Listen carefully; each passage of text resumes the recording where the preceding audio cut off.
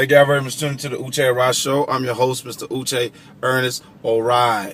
And the lady beside me is nosy as hell. She's looking at me like, what is this guy doing? Who is he talking to?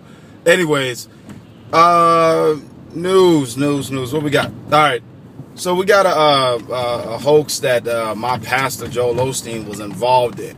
It's kind of funny because my pastor preached on Sunday. This Sunday just passed about losing faith. Little did I know that somebody had set up several fake websites actually, stating pretty much that Joel Osteen had lost faith in Christ and was quitting Lakewood. I had no knowledge of this until this morning when I saw it on Channel 11. And I mean, it's interesting. Like I said, his message was about losing faith. You know, they didn't even mention anything about this hoax that was out there, okay? But the hoax has kind of backfired on whoever set it up, because it's actually caused Lakewood to gain 40,000 extra friends on Facebook and 25,000 extra followers on Twitter. So, hey. But it is kind of scary out there what some people are able to do with this intranet.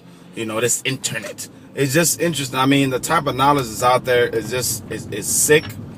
And I need to get on that stuff, because this new medium that's been created, I don't think people have an idea what the internet can become and has become. And, you know, some of the people that are able to just have their way with it, I don't know if I want to call them internet terrorists or what, but y'all cats is really doing some things, you know, anonymous, whatever y'all name is now. Y'all are, country's going to have to bow down to these people. Just wait till they start trying to get paid off of this, or try to blackmail people off of this. You know, it's going to be interesting. Okay. Other things in the news, we have Beyonce and Jay-Z in the news for taking an unauthorized trip to Cuba. Okay. Now, if many of y'all don't know, Cuba is a communist government. Fidel Castro was the president for 50 years or so. Now his brother Raul Castro is in charge. Okay, is taking over power. Now, U.S. has had an embargo against Cuba for a very long time. The embargo was loosened a little bit under the Obama administration, but there's still a travel restriction to Cuba. Okay, all this was meant to hurt the Cuban government and cause the people to change them, but all it's done was hurt Cuban people, regular Cubans. You know, no trade with the United States is like a death blow. You know, I don't understand. I mean, China has a communist regime. Their human rights is not that much better than Cuba's, but I mean, I don't understand why we would have a great relationship with China, although, you know, they're not some of the best. They don't treat their people better than Cuba treats their people, I don't believe, you know. But, you know, the other thing is the proximity to the United States, the influence of Cuban dissidents and how they feel towards the regime, and the Florida effect, and, you know, the fact that they vote. I think, you know, that's among the reasons why the embargo has stayed and, you know, continues to be strengthened in a way. But like I said, Obama did restrict it to where there is, you know, people can send money to Cuba. They can, I believe, travel, but they can't stay too long.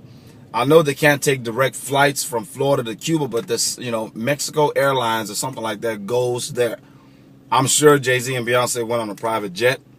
But so the noises being made is because the trip kind of made Cuba look like an exotic place. Okay, some of the lawmakers were wondering if that trip was illegal, which it wasn't.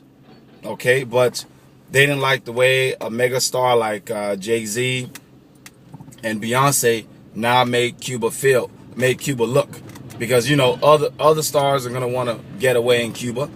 You know, I mean, and that just kind of goes to show the boss effect of somebody like Jay-Z. You know, people talk about smoking Cuban cigars, but not too many people talk about going to Cuba to smoke Cuban cigars. And I'm sure a lot of that was done at Jay-Z and Beyonce's 5-year anniversary trip to Cuba. Okay, so people stop hating. Stop hating. On other topics, I was hearing how Texas is considering allowing gambling to take place in its state. Okay, this probably deserves its own video, but I'm gonna touch on it a little bit and see how y'all respond. So Texas has been trying to get gambling here, at least in Houston. I know for sure they've been trying to turn the Astrodome into some type of hotel, casino complex. All right, they haven't been able to, because every time that gambling comes up in Texas, it gets shot down by the quote-unquote evangelicals. Okay, but people don't know that what's behind those quote-unquote evangelicals are casinos and lobbyists for casinos in Mississippi and Louisiana. Those people don't want Texas to become a gambling state, because the Texans that go to Louisiana and Mississippi will, the number of them will come down. Okay, because obviously these people will not leave the state if there's gambling going on in the state. But the economy that we currently have is having some people rethink that. Okay, some of these things that were so terrible, that were so quote unquote immoral, are job opportunities. I had a conversation with somebody the other day about the positive effects of the legalization of marijuana in Colorado and Washington. And among those positive effects are that entrepreneurs, even people that have made their money in tech, are flocking to Colorado and Washington to open up marijuana bars, okay, marijuana clubs, just pretty much pot-related businesses. People are seeking to open pot-related businesses in Washington because it is also going to attract people. People that want to smoke weed without a problem are most likely going to move to Colorado and Washington. And right now, just imagine Detroit, with what's going on in Detroit. The state is pretty much filing for bankruptcy. Okay, I mean, a state is going bankrupt. I mean, Bill Gates probably has enough money right now to buy the city, buy Detroit if he wanted to. So for some of these struggling cities out there, why not consider legalizing marijuana? I promise you'll get an influx of people, even if they're just coming to smoke weed for the weekend. I mean, that's revenue for your state. That's people staying in your hotels, eating in your restaurants, renting your cars, flying planes to your city. Why not consider this? Gambling, legalization of marijuana. Why not? These things didn't make sense before, but we live in a different time, y'all. We live in a different time. We live in a Twitter world, a Facebook world, a Google world. And those things that were unpopular back then are now popular. The evangelicals don't have as much control and power as they used to have, because, you might be against gay marriage, but let it start trending on Twitter and let it get 1 million+ friends on Facebook.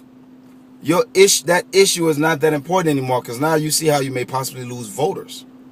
Okay, so I like this new world that we're coming into. It's kind of scary, because what some people can do with a computer these days, same thing for these dating sites. People can make themselves somebody totally different. What that State Farm commercial said, the internet said it was true. So thank y'all very much for tuning to the Uche Arai Show. I'm your host, Mr. Uche Ernest Arai. Stay blessed, y'all.